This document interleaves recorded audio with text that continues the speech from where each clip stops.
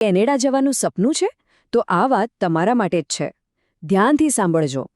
Canadian સરકારે કાયમી વસવાટ એટલે કે પીઆર માટે અમુક ખાસ લોકો માટે દરવાજા ખોલી દીધા છે.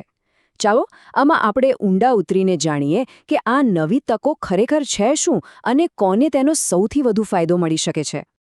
જુઓ, કેનેડામાં સેટલ થવું, ત્યાં રહેવું, આ સપનું તો કેટલાય લોકો જોતા હોય છે. અને હવે એવું લાગે છે કે આ સપનું સાકાર કરવાની એક નવી જ તક સામે આવી છે. તો ચાલો જોઈએ કે આ તક છે શું. સારું, તો મોટા સમાચાર એ છે કે કેનેડિયન સરકારે પરમેનન્ટ રેસિડેન્સી, જેને આપણે પીઆર કહીએ છીએ, એના માટે 3 તદ્દન નવી કેટેગરીની જાહેરાત કરી દીધી છે. આનો સીધો મતલબ શું થયો? કે જો કોઈની પાસે ચોક્કસ પ્રકારની સ્કિલ્સ હોય તો એમના માટે કેનેડાના દરવાજા હવે કદાચ પહેલા કરતાં પણ વધુ ખુલ્લા છે. પણ અહીંયા એક મોટો સવાલ ઊભો થાય છે કે કેનેડાએ અચાનક આવા ફેરફારો કર્યા કેમ? આની પાછળનું કારણ શું? તો જવાબ એકદમ સીધો છે: જરૂરિયાત. ચાલો સમજીએ કે કેનેડાને અત્યારે કઈ પ્રતિભાઓની સૌથી વધુ જરૂર પડી રહી છે. વાત ખરેખર એમ છે કે અત્યારે કેનેડાનું જે અર્થતંત્ર છે એ કેટલાક ખૂબ જ મહત્વના સેક્ટર્સમાં કુશળ લોકોની ભારે અછત અનુભવી રહ્યું છે. એટલે આ કોઈ એવો તેવો રેન્ડમ ફેરફાર નથી હો.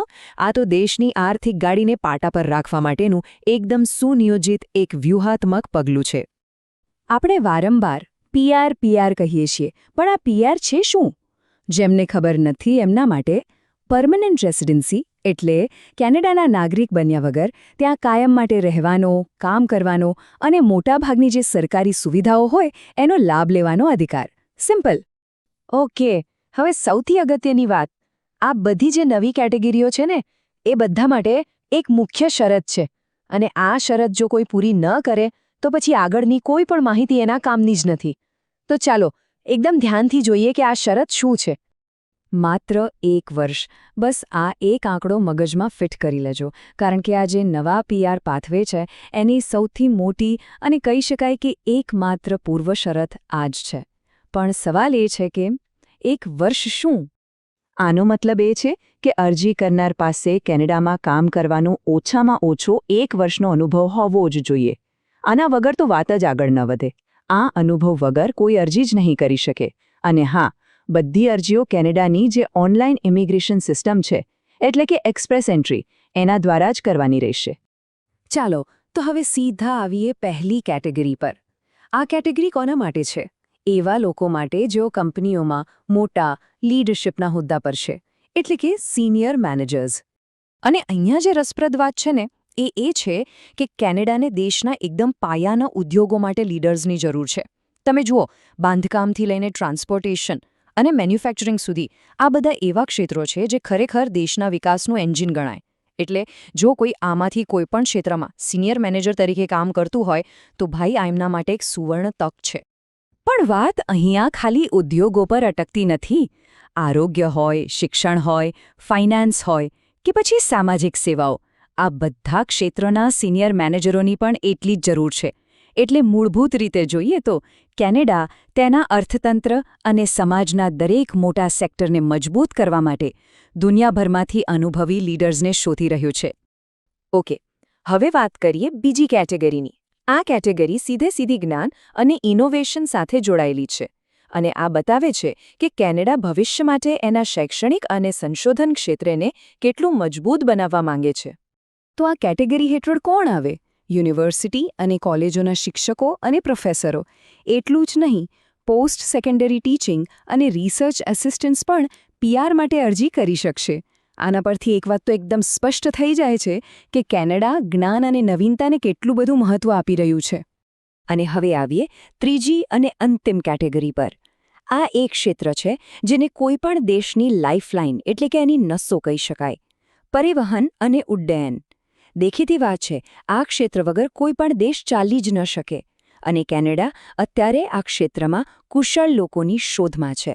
સૌથી પહેલાં વાત કરીએ ઉડ્ડયન ક્ષેત્રની. એર પાઇલટ્સ, ફ્લાઇટ એન્જિનિયરો અને ફ્લાઇંગ ઇન્સ્ટ્રક્ટર્સ, આ બધા માટે એક ખાસ પીઆર પાથવે ખોલી દેવામાં આવ્યો છે. એટલે કે જે લોકો આકાશમાં ઉડાણ ભરે છે એમના માટે તો આ ખરેખર ખૂબ મોટા સમાચાર છે. પણ વાત ખાલી પાઇલટ્સ પર પૂરી નથી થતી. આ કેટેગરીમાં એ લોકોનો પણ સમાવેશ થાય છે જેમના હાથમાં ટેકનિકલ જાદુ છે. ઓટોમોટિવ સર્વિસ ટેકનિશિયન હોય, ટ્રક એન્ડ બસ મિકેનિક્સ હોય કે પછી એરક્રાફ્ટ મિકેનિક્સ અને ઇન્સ્પેક્ટર્સ. આ બધું શું બતાવે છે કે કેનેડાને માત્ર દિમાગ જ નહીં પણ કુશળ હાથોની પણ એટલી જ જરૂર છે. સારું, તો અત્યાર સુધી આપણે જે પણ વાત કરી, ચાલો એને ફટાફટ એક જ નજરમાં સમજી લઈએ. પહેલી કેટેગરી સિનિયર મેનેજર્સ, બીજી કેટેગરી સંશોધકો અને શિક્ષકો, અને ત્રીજી કેટેગરી પરિવહન નિષ્ણાતો એટલે કે પાયલટ્સ અને મિકેનિક્સ. આ ટેબલ પર એક નજર નાખીને કોઈ પણ વિચારી શકે છે કે આમાંથી કઈ કેટેગરી એમને લાગુ પડે છે. હવે આ 3 મુખ્ય કેટેગરીઓ તો છે જ, પણ એ સિવાય પણ એક ખાસ ગ્રુપ માટે એક વિશેષ જોગવાઈ રાખવામાં આવી છે. ચાલો એના પર એક નજર નાખીએ અને પછી સમજીએ કે આ બધી વાતનો આપણા માટે શું અર્થ નીકળે છે. અને આ એક ખરેખર ખૂબ જ સન્માનીય જોગવાઈ છે. જે લોકોએ કેનેડિયન સશસ્ત્ર દળોમાં રહીને દેશની સેવા કરી છે એમના માટે પણ કેનેડિયન એક્સપિરિયન્સ ક્લાસ એટલે કે CEC હેઠળ PR મેળવવાનો એક વિશેષ માર્ગ ખુલ્લો રાખવામાં આવ્યો છે. અને અંતે આખી યોજનાનો જે સાર છે, જે હાર્દ છે, એ આ એક વાક્યમાં આવી જાય છે. સરકારનો હેતુ ખાલી જગ્યાઓ ભરવાનો જ નથી. એમનો ધ્યેય તો દેશને વ્યૂહાત્મક રીતે એટલે કે સ્ટ્રેટેજિકલી મજબૂત બનાવવા માટે દુનિયાભરમાંથી શ્રેષ્ઠમાં શ્રેષ્ઠ પ્રતિભાઓને કેનેડામાં લાવવાનો છે. અને આ બધું આપણને એક બહુ મોટા સવાલ પર લાવીને ઊભું રાખે છે કે આ પ્રકારની ટાર્ગેટેડ ઇમિગ્રેશન પોલિસી કેનેડાના ભવિષ્યને કેવો આકાર આપશે, એના અર્થતંત્ર અને ત્યાંના સમાજ પર આની લાંબા ગાળે શું અસર થશે. એક વાત તો ચોક્કસ છે કે આ ફેરફારોની અસર આવનારા ઘણા વર્ષો સુધી જોવા મળવાની છે.